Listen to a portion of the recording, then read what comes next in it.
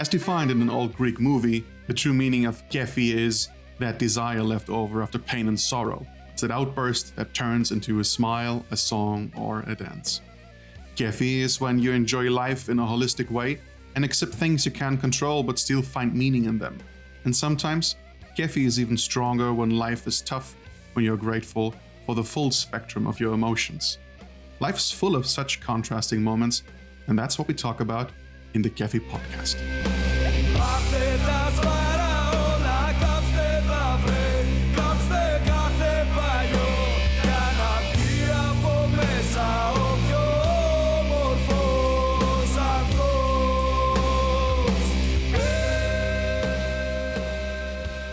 Welcome to the Kéfi podcast, Danar, Worya. How are you doing? Good. How are you, man? I'm good.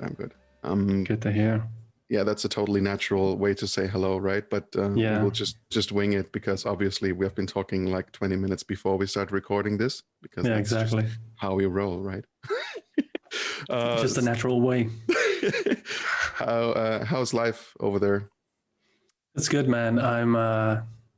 It's, day by day, and hopefully everything gets back to normal soon. But at the same time, I'm just trying to have some personal growth and not focus too much on work, like client work. So, which looks hard because you're all over the place, right? Like I'm seeing you pop up here. Oh, The Last of Us, and I'm popping up here, and I'm doing this thing with Gorilla, and there's also something with Adobe, and it's Danar everywhere. I'm not saying it's a problem because I fucking love it. But I'm just yeah, man, it's man. The way I see it is like when a musician releases an album, so he kind of tours with that, right?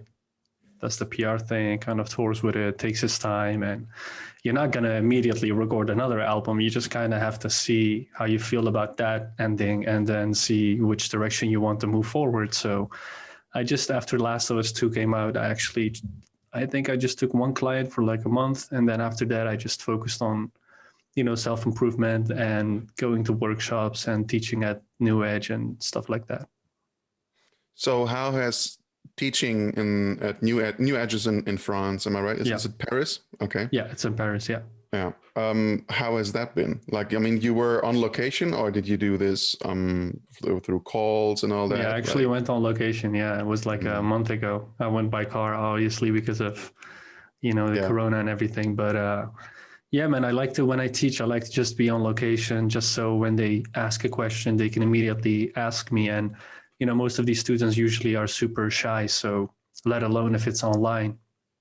So yeah, it's just, for me, teaching, I like that because, it's kind of like sometimes when you make something, even if it's writing a book or drawing or whatever, the fundamental parts in your brain, it, but you've never say it out loud a couple of times until you actually get it. As in, like, for example, I was showing them how to do lighting, and then they were like, all right, but how do you decide how the light works? And I've never thought about that. I knew that something looked good, but I never thought about why it looked good in that specific way.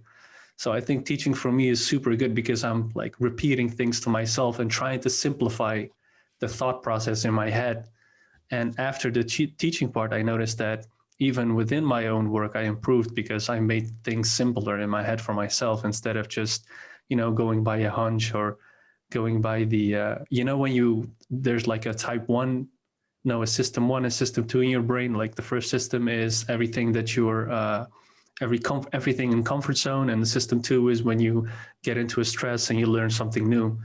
But because it was in my comfort zone, I never thought about the fact of but why do I know this and how does it work? But by teaching, you kind of tell yourself again, you're trying to figure out for the students. So you're actually trying to figure out for yourself as well. So I like that part. And second to that is I just like to give back, man. I mean, why am I here is because I learned from other people. So I think it's also a part of human nature to give back, just so I never feel like, the things that I'm doing is just for myself and I keep it close to myself. I always see it like this. If I give back, that means that I have to progress even more because I let go of the stuff that I knew before and it's out of there. You don't feel like you have an advantage on people because you gave your information away, and now you're forcing yourself to come up with new information. Teaching as a repetition to yourself, but also to learn how to pack things up so people understand them easily is something that a lot of people have been mentioning as part of their growth as an artist. If they reached, especially when they reached a point in their career where they felt like they were stagnating, not in terms of skill, but maybe also in skill, but mostly it was mentioned as in personal growth. So what I wonder, how much of these things could be called the need to be confirmed as someone who is helping? I don't know if that makes sense. Like, obviously you get something back when people tell you, wow, I wouldn't have understood this if you wouldn't have packed that up so well. Right. So how important is that to you? It's super important, man. It's the way I see it is like, I always feel like if you just try to get good at one thing and only focus on that one thing, your brain will only solve the issues within that one pattern, right? So, but if you try to like take that one direction, but then through multiple ways, let's say you're at a crossroad, but the crossroad leads to the same place, but every time in the game, like you have a side mission, and that side mission helps you to get better at your main mission. And that's how I look at these things. And like, for example, for me, when I'm teaching, I'm like, all right, let's see, if I ever want to be an art director, let's see if I can manage to teach people within 5 days to make a realistic or a quality type of image making, right? So I always see it as a benefit for myself as well, and not just getting paid and here's the teaching and all right, bye, that's it. I like human interaction. I like coming up with new ideas and new things. And, I think teaching is just one of those things that help me move forward. Do you recall someone who did the same to you? Is there one or two or three particular persons where you would say, if they wouldn't have gone out of their way to tell me a couple of things that nobody else told me, I wouldn't be where I am right now? For sure, man. Like, Max Berman, Banks, the way they think about the industry, the way they handle their company, how broad they think, and how thoughtful they are. You know what I mean? Like, in the beginning, I was like, yeah, but why are they so giving? And what I figured with them is they like to give just so other people move forward so that they also move forward. That whole idea of positivity within that, as in there's enough place for everybody to be successful. It's not just me. So, and from the art perspective, I would say like guys like Shadi Safadi, guys like Florent Lebrun, and, even from your perspective, as in like the way I see you do things, do editing, editorial stuff, I'm like, it all helps me to understand how broad my vision actually should be, and not just being at my desk and drawing, You mean like the aspect of people being in the industry without being artists? Exactly, yeah. And showing that it's not all, so you have two types of growth, right? As an artist, for me, it's like you have the business side and you have the artistic side. And for me, if I only focus on the artistic side, that means that I can't handle the way I talk to a person or sell my work when it comes to the business side, because at the end of the day, when you're good at something, automatically it becomes a business for yourself.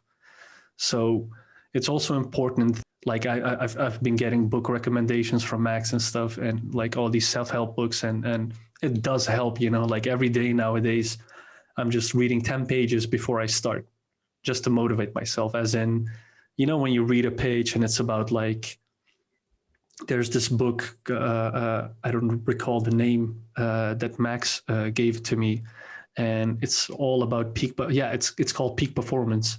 And it's all about the fact that, when you overwork too much, you can't perform well. So as in, like, the rest part is as important as the work part. As in, like, for myself, I noticed that sometimes, like, when I'm working, I am, like, some days I'm working like 10 to 12 hours, and then the next day I'm all out of gas. like I think I'm going to be inspired the next day to work harder, but you're actually all out of gas. So by taking the time to rest and to be able to rest, it's not as easy as we thought, because my mind is still racing for work, even though I'm in the other room. So it's talking about like stuff like, keep your phone in the other room because it's a distraction. Multitasking is not helping. Stuff like meditation. Even if you start like 1 minute a day, it's going to help a lot. And it's all these baby steps that I like to, approach. And because I feel like just by painting, I'm not going to get better, but by meeting different creative people and then seeing how they handle their business, it's just for some reason it motivates me a lot to handle my business in a new creative way. I was talking at, I think it was Playgrounds last year, and I can't recall who it was. Was it Joachim? I don't know anymore. One of them brought up how if you start any kind of difference in your nutrition, if you start eating differently, no matter if it's vegan or keto or whatever it is, if you just are more mindful, you will see some sort of improvement. Eventually, you might figure out that the thing is not the best for you. But the idea is that as soon as you just start to make a change, no matter in what direction, because before that you just weren't paying attention at all, there will be an improvement in general. I think it might be the same case with everything.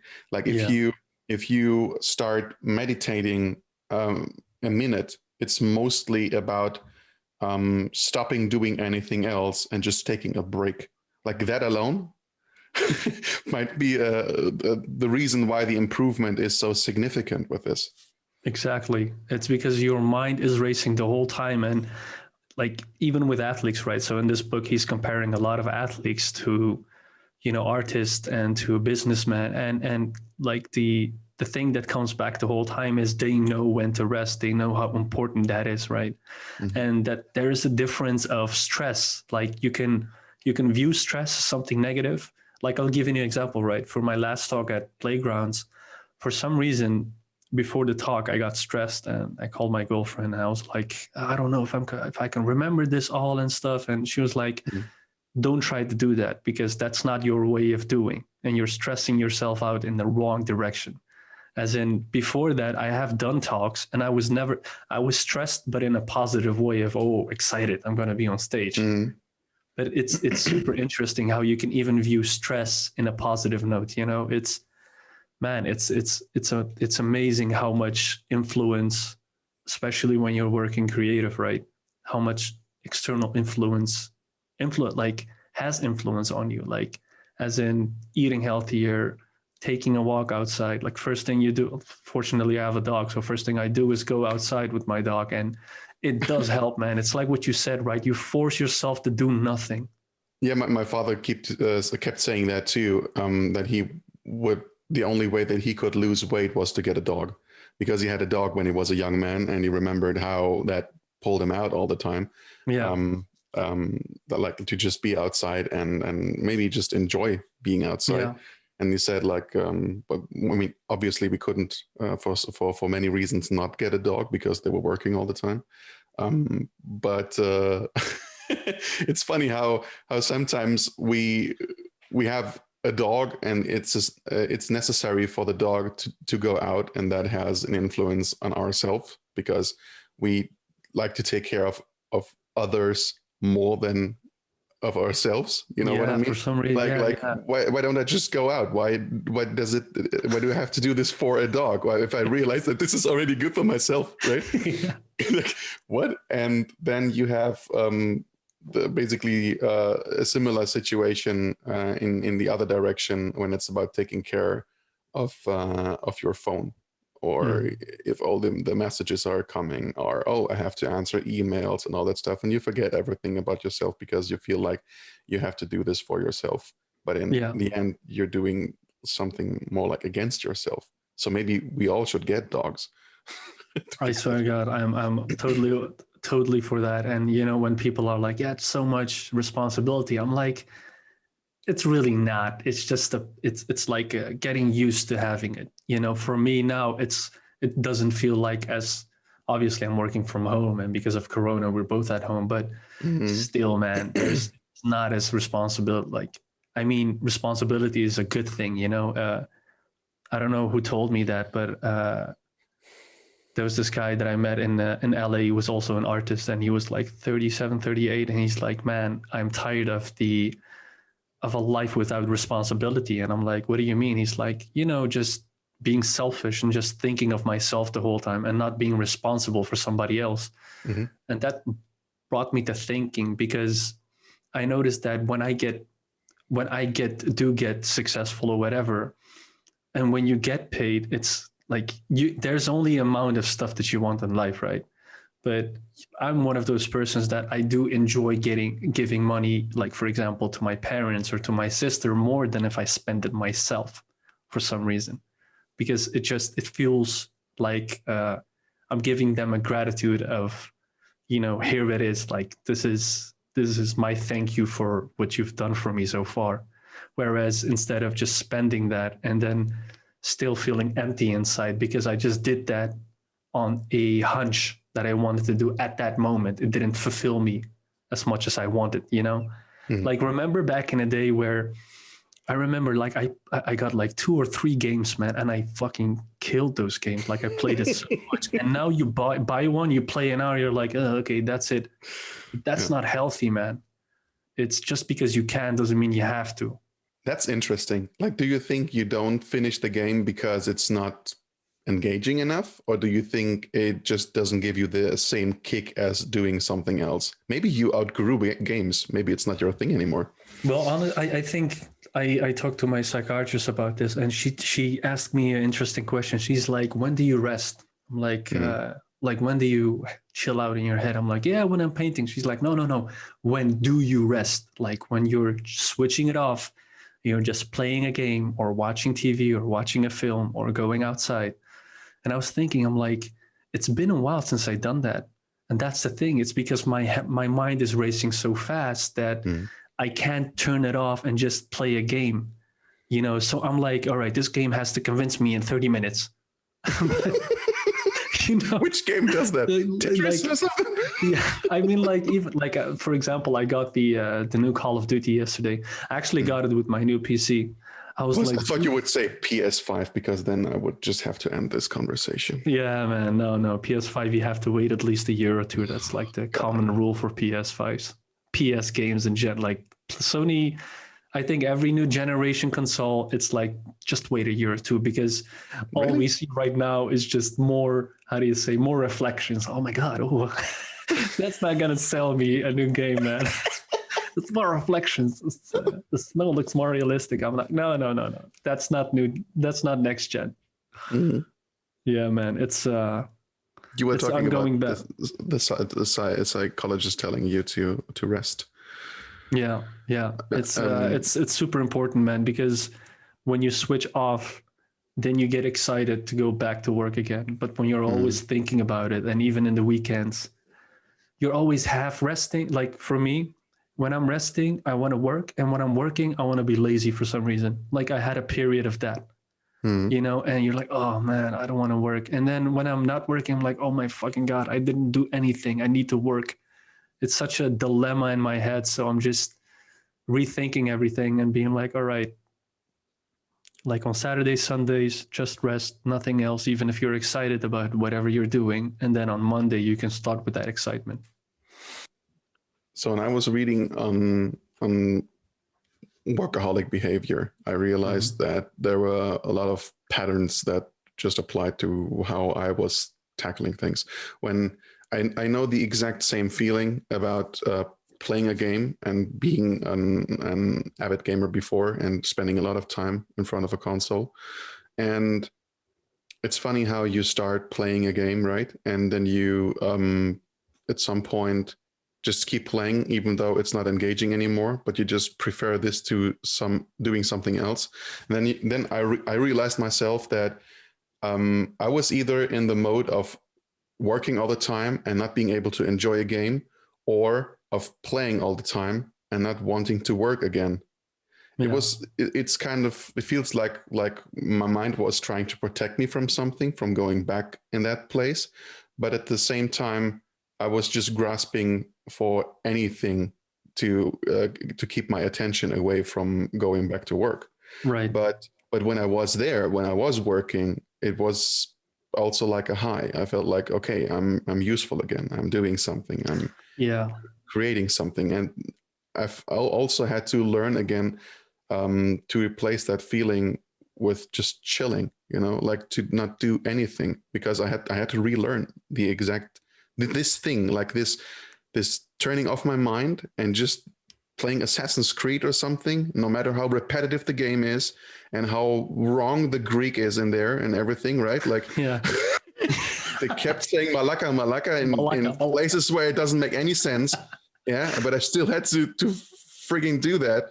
And yeah, so there's the part of being guilty of not working, which is something that we all know probably. I mean, most people know that, yeah. So on that topic, how do you deal with that right now?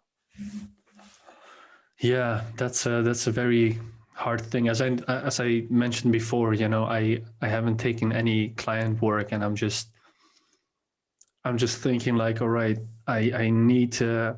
I don't like. Let's say I don't let money guide my way, right? Because I noticed that I did that once and it didn't help me out. I was miserable. So for me, I'm just waiting. I'm just working on my personal stuff. And that's the problem, is when you don't have client work, then it's what you said, right? You're craving for it for some reason. And then when I do have client work, I'm craving for free time. So it's a lot of talking with friends, a lot of talking with my girlfriend, and just, sometimes when I am frustrated, I do say it out loud. And when I don't have a good day, I also acknowledge that now. I'm like, my day is off, it's fine. So I try to go off the PC and just, I don't know, man, just watch, like, let's see if I can watch like one fucking episode of an anime TV show. Like, there was this moment where I felt like, oh, I'm old now. I'm an adult now. I don't watch. I'm an adult. Yeah. But it's actually lately what I've been doing is I'm watching these and specifically old anime, as in like the 90s one, right? I'm looking at them and I'm like, what does this make? Why?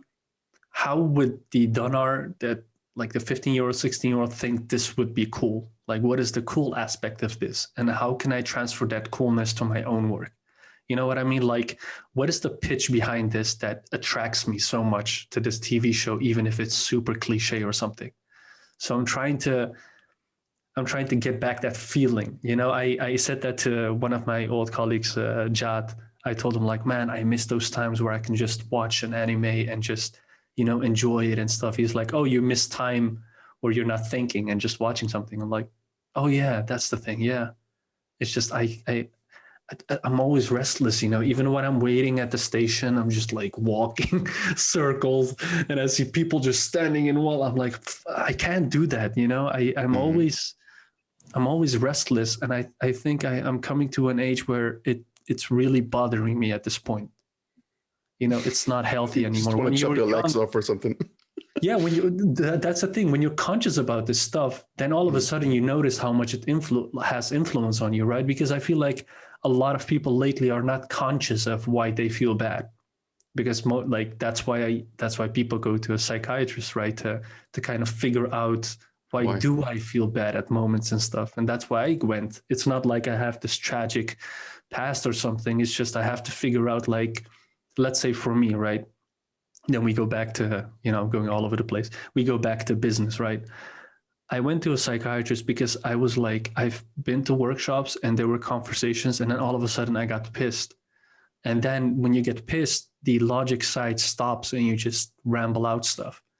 And I wanted to figure out what is the trigger for me that I get pissed at these conversations, so that the next time it happens again, I can just like take a step back and be like, just an opinion. It's fine. Just let it go.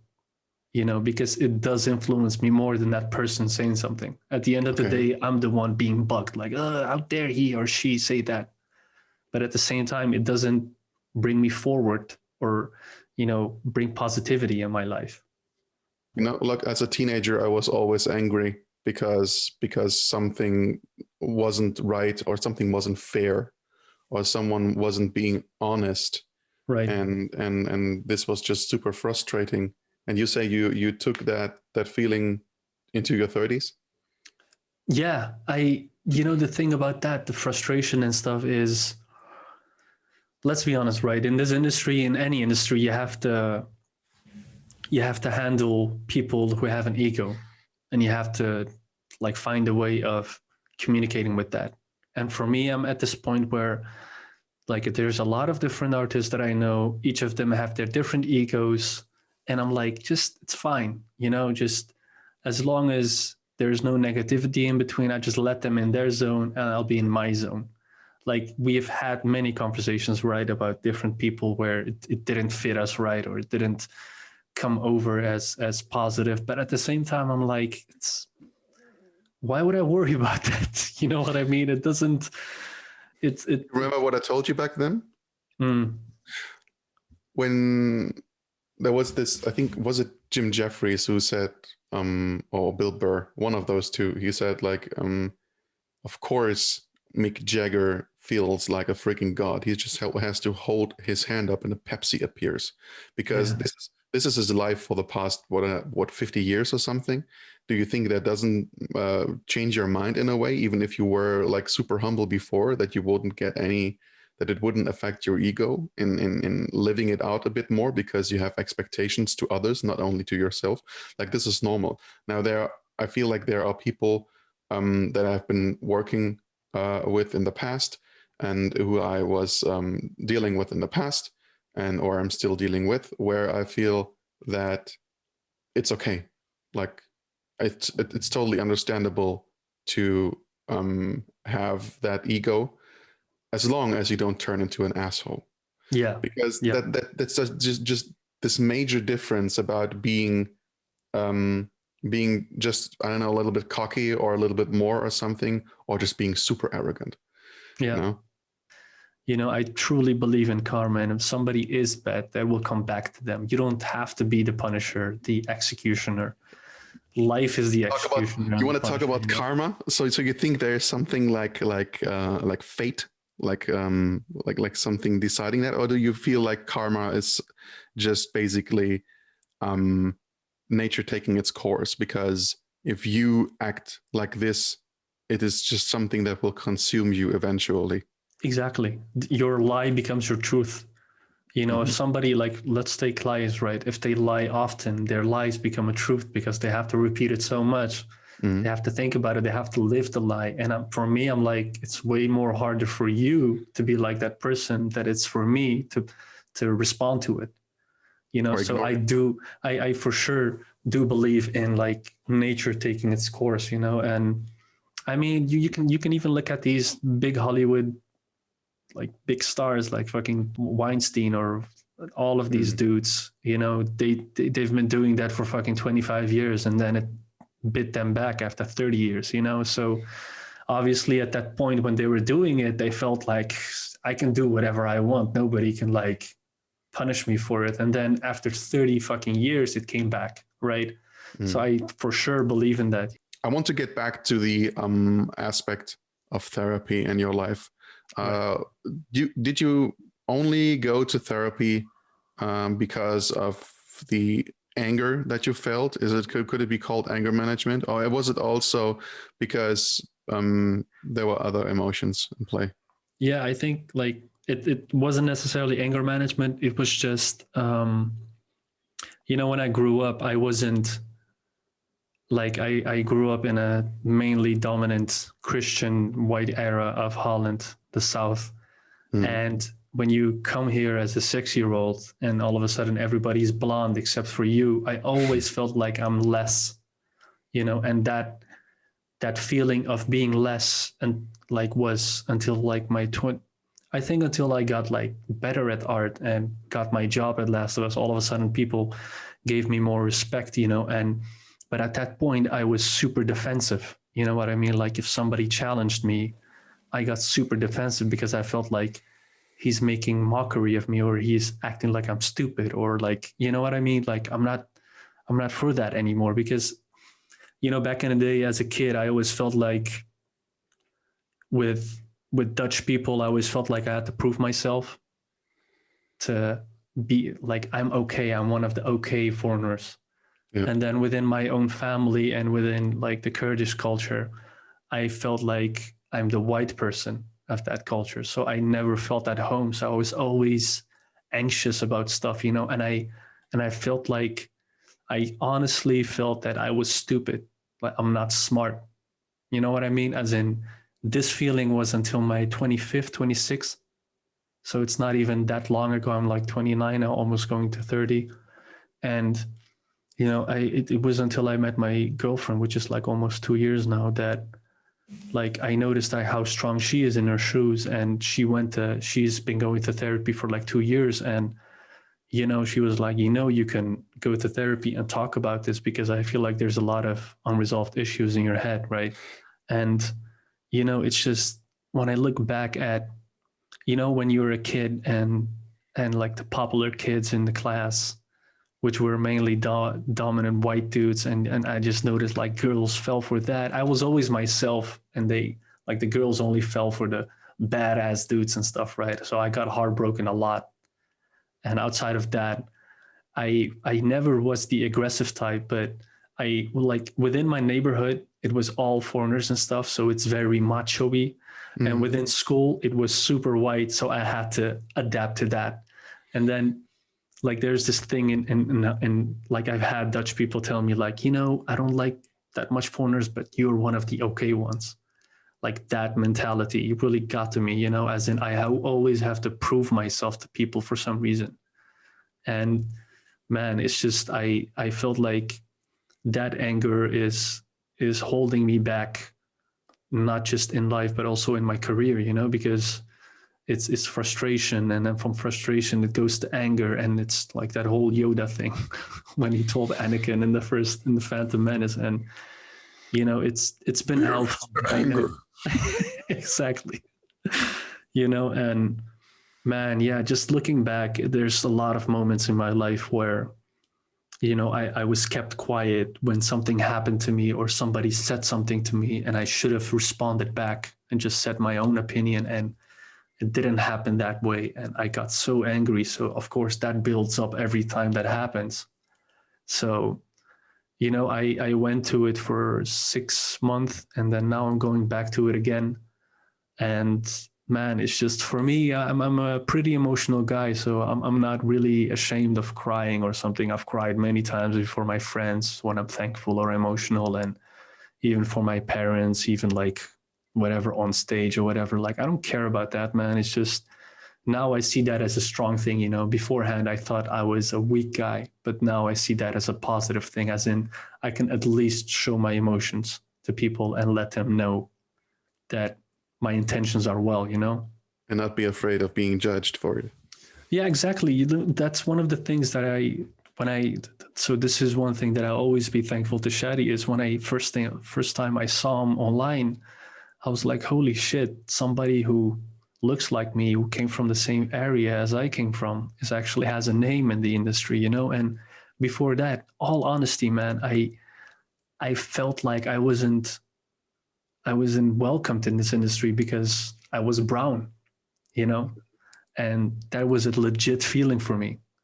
You know, it's all these things that I'm trying to bring more awareness in this industry, because I don't know, man, everybody, you know, when you go to these workshops, I see like people presenting and how students react to the lecturers being all godlike. And I'm like, Jesus, man, just show these students at least that you are also human and you have struggles. Don't talk about only your positives, because obviously we see that you're successful. Show us a relatability to you, you know, like tell us something more. Whereas I'm like in the audience thinking like, oh my God, I had that as well. I'm so happy to hear that I'm not the only one. It's funny, right? When I see all these amazing artists do talks, it's like bragging and boasting. And obviously, like, if they do want to do that, it's fine. But then when I talk to them individually, all of a sudden I see the human side, the insecure side, the side of, I don't know if I'm good, I don't know if I'm this and that. I'm like, share that, because the people in the audience, need to know that that feeling is something that you will always have. It won't go away, you know, but you have to reconcile with it. You have to like embrace it almost. Would you agree that giving a lecture at an event is also a performance? Yeah, true. Well, isn't that wouldn't it that been okay to give that impression of success? And I mean, let me start differently. In a previous episode, I was asked also about, like, I was told that when I, for example, like personally, when I make a post about this Kickstarter campaign went like this and that and blah, blah, blah, and thank you, everything, like, what is not being told in there is how hard it was to make it successful. So, but it's also like, if I don't have the means to make a giant story about everything that has gone wrong, when all I want to do is just express that I'm thankful that this worked out because I got help. So I feel like when people are going on stage, there's no space to show a lot of vulnerability, because this is not what you were invited for. You are there on stage. You're supposed to tell people, like, give this performance to tell them, you can do this and this because I did this and this, and this is how you do it, and goodbye. Yeah. You know, like, there are also very interesting lectures. I will always remember the one by Johnson Ting at IFCC 2017, where he was telling about his struggle growing up in Malaysia. I will never forget how he was describing adapting his day rhythm to be less hungry because they didn't have any food. Right. And all they had was just like a bucket of rice. And there are talks who are like a life story, and you've heard it a million times. And then at some point there is one of these that just gives you a very interesting perspective on what you have been crying about, and that it's probably like not even close to what that person has experienced. Not saying that not everybody has their own measure of pain, but more like, well, see this as something inspiring, right? Like if you're giving a talk, for example, and you tell people about the upside and everything, then that shouldn't automatically mean that there was no downside. Exactly. Yeah. It wasn't a talk about the downsides. Yeah, true. Yeah.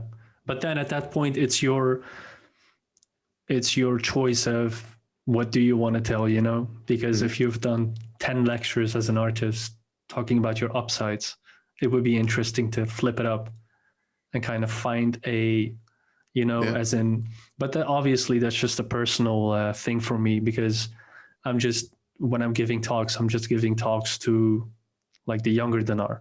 That's how I am always, like, I'm always envisioning my younger self in the audience, and I'm like, what does he want to know? What do I know now that I didn't know back then that really got to me, right? So yeah, it's hard, man. It's I think this industry, there are two things, right? One, when people complain about clients, like, yeah, clients don't have respect, this and that, this industry is not being respected. And I'm like, yeah, that's because you let it, you know, because you let, the whole industry is being bullied by the upper class, as in, like, let's give an example. The Avengers movie, right? The last one. Everybody's like, oh my God, the actors, they interview everybody from the actors and shit. But then the whole Thanos character is been created by VFX dudes, and nobody hears of them. None of it. Nobody. We all praise just the director, even though it's like 85% visual effect. You know, it's mind-boggling for stuff like this, right? And I do remember there was this one guy who tried to bring awareness at the Oscars, and then they just cut him off, unfortunately. There was also Keanu Reeves giving like a shitload of money away to the VFX team of Matrix. Like, people always remember that, right? Like, this is why, one of the reasons why he's our hero. Yeah, he is. Man, it's I wish that there was more, you know, I saw the David Letterman's his TV show on Netflix, which was with Robert Downey Jr. Yes. Yeah. And then that moment where Robert Downey Jr. was like, I'm not wearing the helmet anymore. I just tell the VFX like, just put it a bit on my face and that's it. I'm like, my face was like, well, good to know, as in like, that's the amount of effort he wants to put in, but then we have to solve his least effort, as in like, who is the person who's solving that, right? This is why I love The Mandalorian so much, is because Jon Favreau, at least he's showing the behind scenes. He's showing that he is a fan of he's showing concept art after every episode. He knows how important that factor is to the making of The Mandalorian. And I feel like hopefully in the future, there will be more, that the industry itself, the people who are making it, coming up with the ideas, will get to the front stage as well. And because, man, this is $1 billion industry, and there's nobody, every time I tell somebody I'm doing concept art, nobody knows what the hell that means. It's, I don't know. Yeah, it's just a frustration that I've been walking around with lately. Speaking of the industry as a general, do you think that there is a lot of awareness about mental health right now? No. Yeah. So you think it should go way further, and but I would say there's a tendency right now, because I haven't seen people talking about self-help books or anything like that in the past years, and now suddenly it just happens. Everybody's reading them. Yeah. But you can take it to the next level. I think that's a taboo here in Europe when you talk about a psychologist or going to say, you think like, you have to be crazy to no, man. No, that's weird, right? I always tell them, like, you're reading all these biographies, watching all these biography movies about somebody else. Why don't you read and see the best biography movie, which is about yourself? That's the coolest story that you can like figure out what the backstory is of this character, right? There's also this thing about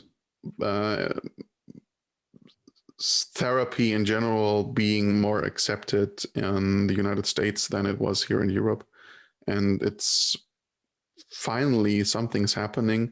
Probably also because of 5 times more depressed people like appearing out of nothing just because a little pandemic, right? Like obviously this is a problem. And then there's also the suicides going up and everything, like all these numbers are going up, and depression in children is going up. And now we are forced. That's probably the one good thing. Now we're forced to talk about mental health way more. Yeah, that actually happened to my cousin like a month and a half ago. He committed suicide. I'm sorry, man. Yeah, man. It was harsh, but it's just he was 18 years old, and poor guy just, nobody knew about his frustration, right? Everybody was like, he was so happy with this and that, and poor dude just like decided to hang himself. And he wrote a note like, hey, mom and dad, I hope everybody gets closer to each other now. And and it's just, for me, it's like, man, poor guy. He didn't have the feeling of, I can tell my personal, like my thoughts to somebody. There's nobody to actually listen to him, and it's just, that's the thing, right? It's listening. You need somebody to listen to you. And even if it's, because everybody's like, I have friends, I have this friend or this brother or something. No, sometimes you need somebody to listen to you from a objective perspective, as in from 2 steps behind, and just see what the pattern is that you're living, and hopefully help you through that pattern, And it's, man, stuff like this is just, when that happened, it also, I try to learn from every situation in my life, whereas if something like that happens, I'm like, all right, just reassess your life and just be thankful for the stuff that you don't notice. Be thankful that you can wake up, be thankful that you have a place to sleep. It's stuff like this that, and again, it comes back to art, right?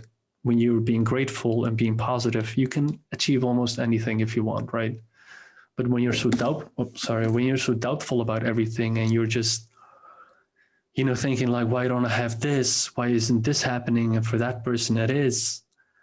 Man, it's just it's a torture. It's a mental You mean torture. jealousy, or what do you mean? Jealousy, everything. The jealousy, the idea of not growing, even though you are, like, sometimes I'm preaching the things that I'm not doing myself, right? Oh, really? Yeah, exactly, right? It's such an interest. It's easier to tell somebody else it's gonna be okay, but not tell it to yourself.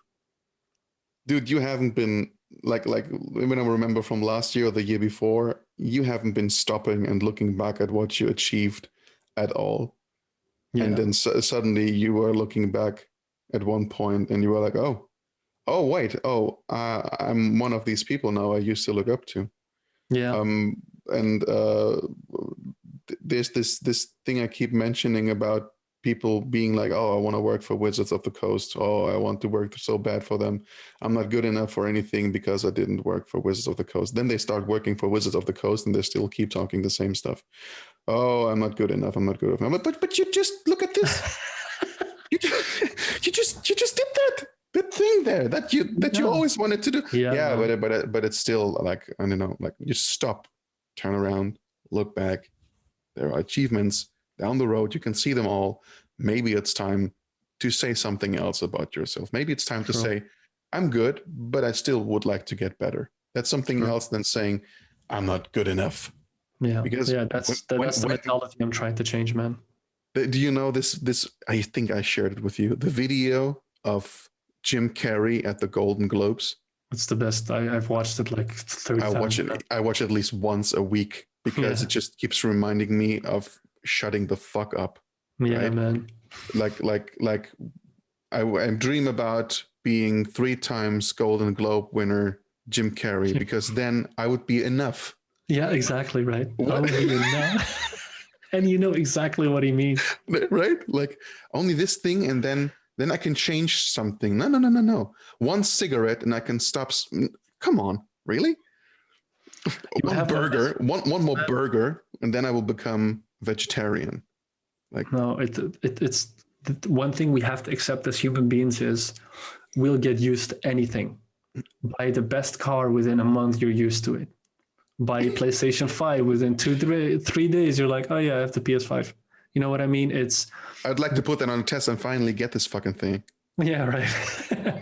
Even if it's like what? Like I don't give a shit. Meters high, man. You know, we have the tendency of getting used to things. Even it doesn't matter. Like, look at Jeff Bezos, man. That guy doesn't even tell himself, you know what, 200 billion is I think enough for me. No, of course he goes on because that's unfortunately the human error of you want to have more and we get used to everything, you know. For him, he's not thinking I have 200. I'm just obviously speculating. I feel like he doesn't think like I have 200 billion. He's thinking like, how can I get to 300? You know, how can I get to 400? And that's just human nature, you know. I remember back in the day, everybody was like joking about Justin Bieber, like he's a fucking idiot, the way he drives his car and crashing and this and that. I'm like, what the fuck do you expect? This guy is 16-year-old. He has like 100 million on his bank account. I would do the same fucking thing. And don't act like you would be the savior. You know what I mean? Never do that. It's, you know, as in like if you're a 16-year-old, you would make mistakes, obviously. And instead of having 10 euros in his pocket and going to the city and being drunk and doing a dumb mistake, he has like 50 million and thinking like, you know, I can do whatever I want because people gave him that idea. Mm-hmm. I remember seeing the guy, he visited the Anne Frank Museum. Yeah. Do you remember that? Yeah, he would be a believer or something. Yeah, yeah, she's such a strong girl, and she did everything great. And I'm sure if she would live today, she would be a believer. Like, really? Yeah. This is what you took from this man? And then I was thinking, like, of course, no, nobody taught this guy anything. Obviously, no, he doesn't know about that. He doesn't know shit about that. He doesn't know the consequences about that. You know, it's. Even if we look at the elections, right?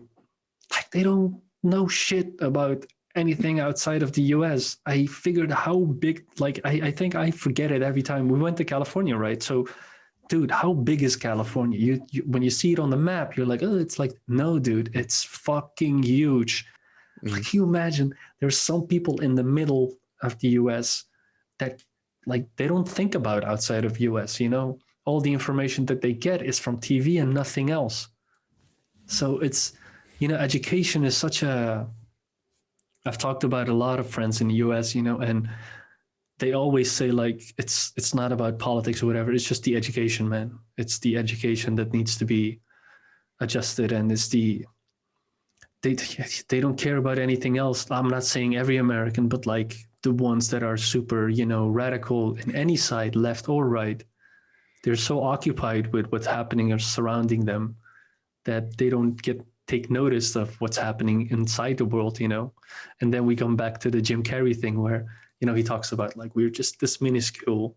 If the earth explodes, you don't even see it with the naked eye. And it's the exact same logic, you know. Any of us or any kind of our human history. His face when he's smiling, man, you know, he's looking around. Do you remember how many people were posting, like I think it was Mong, he was I'm not even sure if I'm saying his name right. He was posting on Facebook about, I know where Idaho is. I didn't want to know that shit. Like, what? Right? Yeah. Dude, even within Idaho, there's like even more cities and shit. And then you think like, oh, LA is just this small city of California. Fuck no, dude. That city is humongous. You know, I don't blame them that they don't know more outside of the US. Obviously, it's easier for us Europeans because within 3 hours from me now in Holland, I'll be in Germany, or I'll be in Berlin, or I'll be in Belgium. It's not only that bit, but I think there's a big difference because we also have, I can drive 2.5 hours and I'm in a totally different culture. Yeah. Yeah. So if I'm driving over to France and visit my buddy JC, or if I drive up to you guys and I am in Eindhoven in 2.5 hours, you know, like totally different culture. Yeah. You can see that. And different language. Right. So you have this, and then you have, oh, I'm in this country right now and everybody speaks my language. So you were talking about doing personal work and not taking any client work at the moment. What is that? What is that personal work? Personal work as in personal achievements. I wrote down a list as in, all right, what is it, the things that I've never done and I want to do, right? So first thing I did is I learned ZBrush over 2-3 months, picked up character design. You did the Keanu thing, right? I know Kung Fu. Yeah. I know ZBrush. Exactly. You know, the tutorial thing.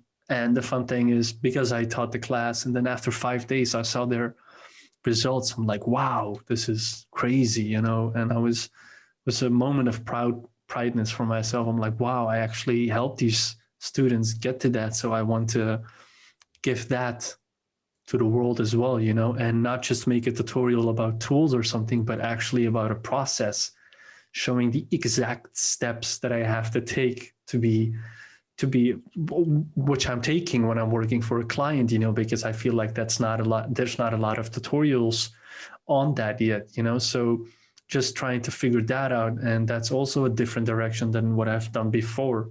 So I'm just trying to do all these small things that I have never done before because it's always lingering in my head, but I was like, client work, I can't now. But now I'm just pushing myself to the forefront. And, you know, I'm a firm believer of, and this may sound corny or something, but there's a lot of times, man, where I'm just walking outside or just even in my sleep or even when I'm just hanging out or whatever, I'm just envisioning myself meeting or being at the place that I want to be, working at the stuff that I want to work on, meeting people that I want to meet, you know, and not just artists, but also musicians or whatever. And I'm like, all right, that motivates me because I'm telling myself like to able to get there, I have to get better at this and this and that and this, you know? So I'm trying to find the end goals for myself as a guideline. And then, all right, how do I get there? And maybe I should work in this direction or that direction. And as long as I keep myself busy, I'm like, the moments will come, but I shouldn't shouldn't grab too fast for it. You know what I mean? I should just let it come naturally. And for me, that was not the case if I just went from client to client, because obviously, because Last of Us is out, I do get client offers and stuff, but I'm like, that doesn't fulfill me at this point. So it's fine. I'll live with less, and in my head, I'll be more restful, you know? When you think about yourself starting out in this industry and talking and hearing yourself talking right now, wouldn't you probably punch yourself in the face? Of course, for sure. Yeah. I'm gonna wait until it fulfills me and all that. And like, you fucking need to pay the rent. Yeah. Like, yeah. what are you talking about? Yeah. No? Yeah. But like, for example, it did prove me that I was on the right path. Like, I don't know if you saw it. I had this Adobe thing where they actually contacted I mentioned me. it at the beginning, man. Oh yeah, exactly.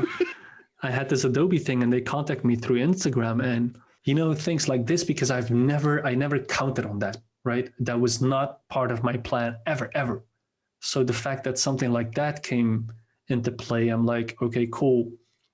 My vision shouldn't be only working on this project, that project, I'm not the project guy. I'm not going from 1 to A to Z.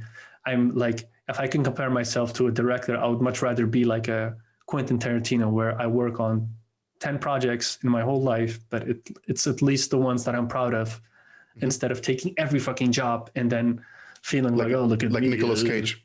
Yeah, exactly. Yeah, but poor guy. But because I feel like sometimes when I'm working, and this is just a personal thing, I don't want to work for clients anymore where they hire me for my hand, and no money in the earth is worth that, because I've worked 10 years to be able to do this quality, and I'm not gonna. Obviously, you sometimes have to give in, but I tasted what it feels like to work on a passion project, and I'm not saying I'm only taking passion projects on, but I do have to have a feeling of, all right, at least this is a new way of working compared to what I did before, as in maybe I have more say in the project. Maybe it's a different type of project, so that I can learn something from it. For me, it's super fucking important that I learn from everything that I do, even if it's like a minuscule thing. That's why I work with the Kit Bash guys happily, because I always learn something new when I work with them.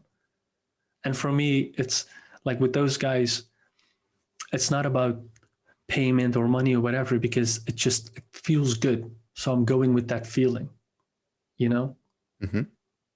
And it's just, man, it's just giving out positivity, just focusing on like stuff that I always wanted when I started out as an artist. Like I always wanted to do ZBrush and do characters, but I was too afraid to tackle it. I always wanted to do a tutorial, but I felt like I wasn't smart enough, and I always wanted, you know what I mean? And it's for me, learning and growth is not just being better at art, because at this point it's just baby steps, small steps. I want to thank you for your time. This has been obviously I enjoyed very much to have this conversation with you, and I've been looking forward to it.